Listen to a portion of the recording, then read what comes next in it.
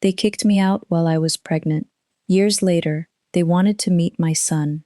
My name was Mehak when I got married.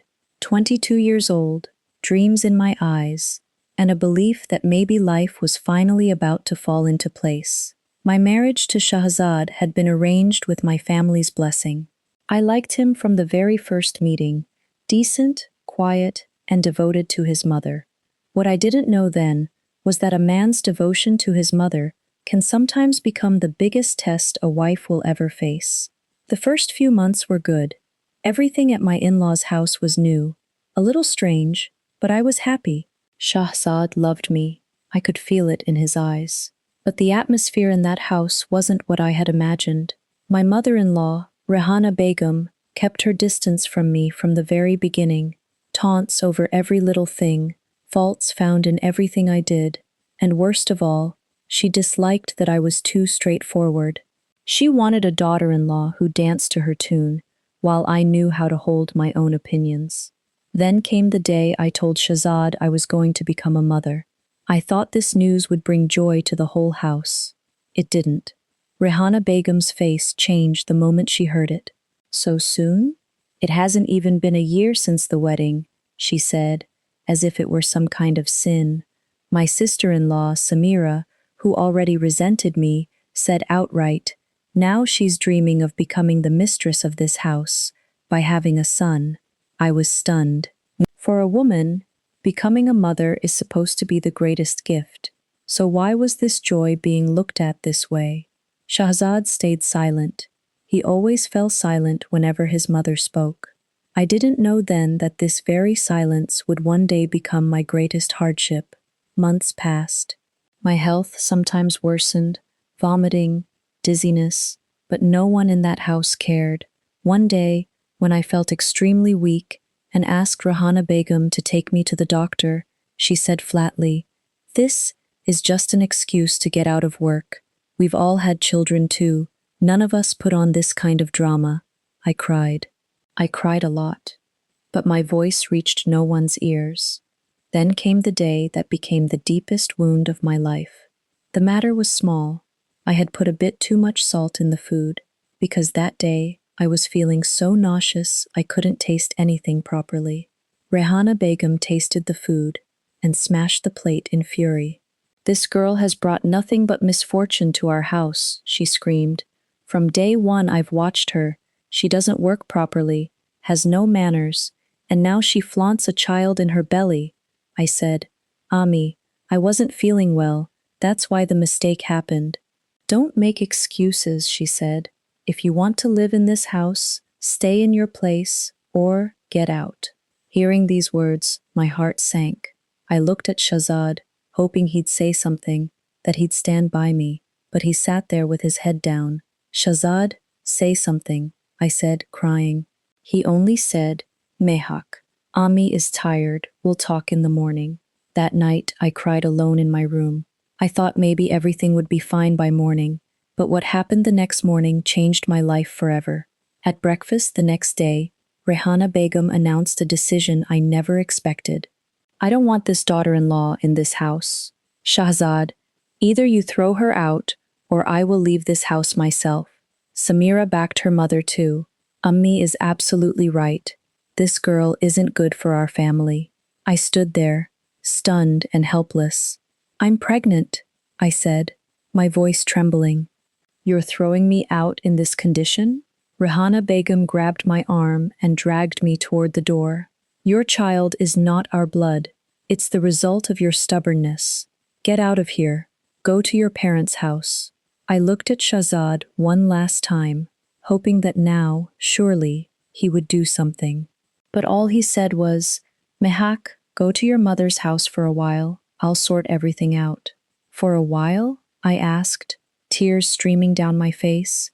"These people are throwing me out, and you just stand there silent?" He didn't answer. He just lowered his head. That day I left that house with a small bag of clothes, the house where I had begun a new chapter of my life. Standing outside on the street, I turned to look back. The door had already closed. I didn't go to my parents' house. My mother had passed away long ago, and my father had remarried. Going there wouldn't have helped me. It would only have added another burden. I had only one option, my college friend, Aisha. She lived on the other side of the city, alone, working her own job. Hesitantly, I called her. Mehak? What happened? Why does your voice sound like that? She asked. I told her the whole story, crying. Aisha didn't waste a single moment. Come to my place right now. I'll send you the address. That night, in Aisha's small one-room flat, I asked myself for the first time, what now? A child in my belly, no support, and a husband too helpless in the face of his mother's will. Over the following days, Shahzad kept calling, every time, the same words. Mehak, be patient a little longer. I'll convince Ammi. But weeks passed, months passed, and that day never came when he took me back. One day on the phone he said, Mehak, Ammi says, if you get rid of the baby, she's willing to let you back into the house. Hearing this, my soul trembled. Shahzad, this is your child. How can you even say such a thing? He fell silent. Then he said, what can I do? Ammi is stubborn. That day I made up my mind. There was no hope left in this relationship. I hung up the phone and never picked up Shahzad's calls again. Aisha held me together. Through one of her relatives, she got me a job at a small tailoring shop. The work was hard, the labor intense, and the pay low, but this was the first step of my self-reliance. Months passed, my belly grew, and so did my courage. One night, when the labor pains began, Aisha rushed me to the hospital. All night I bore the pain alone in the labor room. No mother, no husband, no in-laws. Only Aisha sat outside in the corridor, praying. By morning, in my arms was a tiny angel, my son. I named him Haris, meaning the guardian, the one who would protect me, because I knew that this child would become the reason for my life. After Haris was born, life became even harder.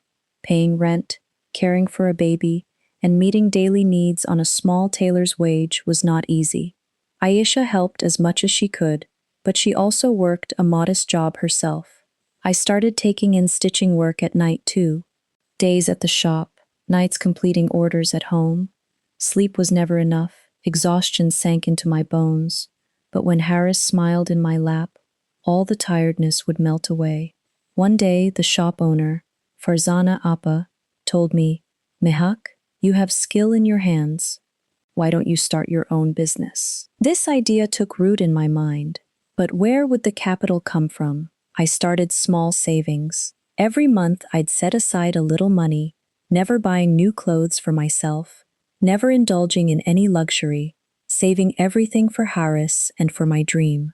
After 3 years of hard work, I opened my own small tailoring shop, just one small room, 2 machines, and a great deal of courage.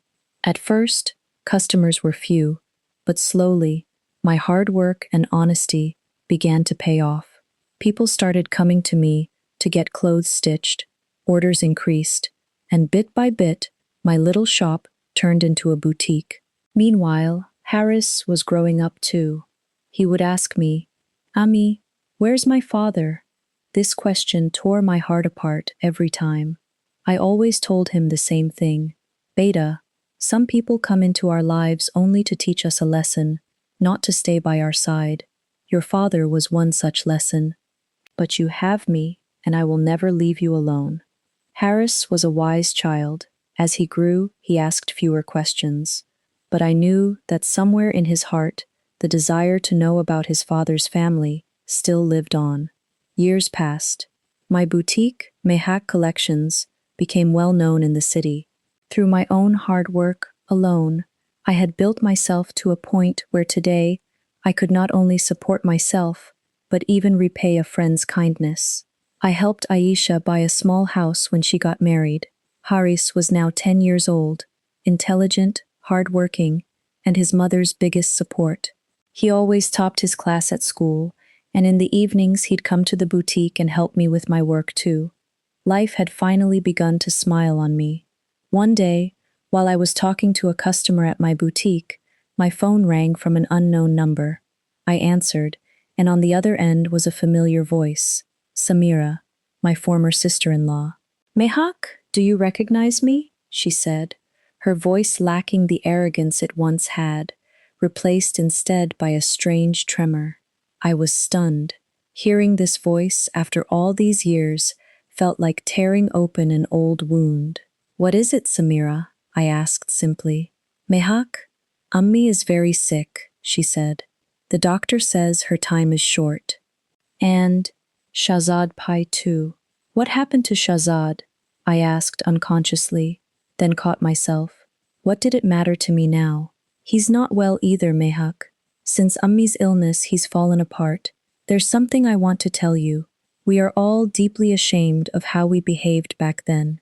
Ummi, before she dies, she wants to meet her grandson, Haris. Hearing this, my heart gave an odd lurch. All these years they hadn't looked at me or my child even once. And today, they wanted to see my son? Samira, I said in a firm voice. When I was pregnant, when I needed all of you the most, you all threw me out the door. Today, after all these years, when you feel guilt, why now? Just because death is standing before her? There was silence on the other end. Then Samira's choked voice came through.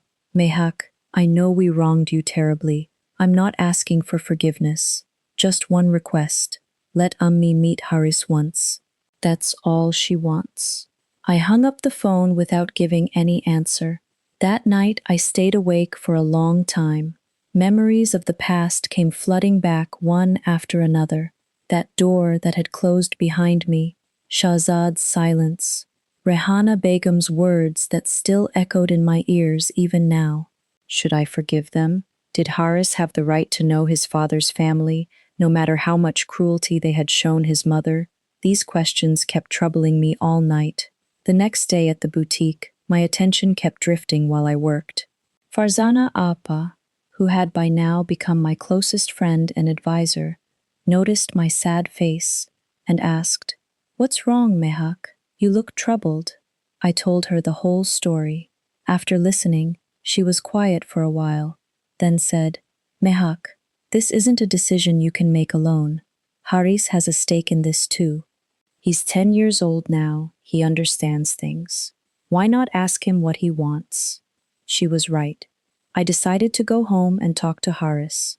That evening, while we were eating dinner, I gathered the courage to ask, "Haris, if I told you that your father's family, your grandmother and aunt, want to meet you, what would you say?" Haris looked up at me, surprise in his eyes. "My grandmother? What do you mean, Ummi?" I told him everything, the whole truth. What had happened to me, how they had thrown me out while pregnant, how his father had chosen silence, and how now, after all these years, they wanted to meet him. Haris was quiet for a while. Then he said something that brought tears to my eyes. "Ummi, you've always taught me that forgiveness isn't weakness, it's strength. But you've also taught me that it's important to protect your own dignity. I want to meet them, just to see what kind of people they are. But if they try to disrespect you in any way, I'll be the first one to tell them to leave." My heart swelled with pride.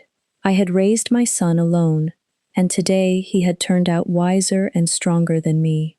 "All right," I said, "we'll go, but on my terms." 2 days later, Haris and I set off toward the house where my entire world had once been built, and then shattered. The door of the house was the same, but the color had faded, as if time had left its mark. Samira opened the door. Seeing me, her eyes welled up. "Mehak, you came." Her voice trembled. The scene inside was heartbreaking. Rehana Begum, who was once so commanding, so strict, now lay helpless on the bed, her body withered with weakness, her eyes holding only the last faint flicker of life seeing me. Tears filled her eyes. "Mehak," her voice could barely come out. "You came." I said nothing. I just stood there, holding Haris's hand. Her gaze fell on Haris. This is my grandson?" she asked, her voice full of both hope and fear. "Yes," I said. "His name is Haris." Rehana Begum extended her trembling hand toward Haris. Haris paused for a moment, then stepped forward and took her hand, but his face didn't hold the affection grandchildren usually have for their grandmothers. Instead, there was a strange stillness, as if he were meeting a stranger. "Forgive me, child," Rehana Begum wept. "I wronged your mother terribly. I thought I was doing right, protecting the family's honor, but I was wrong, very wrong." Quote. At that moment, the room's door opened and Shahzad walked in. Seeing him after all these years was a strange feeling. No pain, no anger, just a kind of emptiness. He looked at me, then at Haris. Tears filled his eyes. "Haris," he said softly, as if even saying that name hurt him. Haris looked at him, calm and composed. "Are you my father?" he asked. Tears began flowing from Shahzad's eyes. "Yes, son, I'm your father. Forgive me. I didn't stand by your mother when she needed me most. I am deeply guilty." Haris looked at him silently for a few moments, then said, "Ami has taught me that forgiveness is a good thing. I forgive you, but I can't call you my father, because a father is someone who stands by your side. It's not just a matter of blood." At this, silence fell over the whole room. Shahzad's head dropped, as if Haris's words had pierced his heart. Rehana Begum, joining her hands, said to me, "Mehak, I know my apology will never be enough, but before I die, I wanted you to know I was wrong. You turned out to be an extraordinary mother, and I recognized it far too late." I looked at her and for the first time felt the burden of anger and hatred begin to lift from my heart. "I forgive you, Ami," I said, "but this forgiveness doesn't mean I'll forget what happened in the past. The pain you gave me and my son will always stay with me as a lesson, but I won't let that pain rule my life anymore." Rehana Begum passed away a few weeks later. Before her death, she had made Samira and Shahzad promise that they would try to maintain a relationship with me and Haris, but on my terms, in my own way. After that day, Shahzad reached out to me. He apologized, and this time his words didn't carry the hollowness they once did. He told me that staying silent in the face of his mother's stubbornness had been his greatest mistake, and that he still hadn't forgiven himself for it.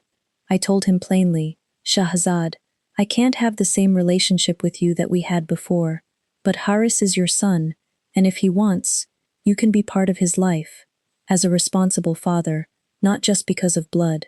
Shahzad nodded, his head bowed.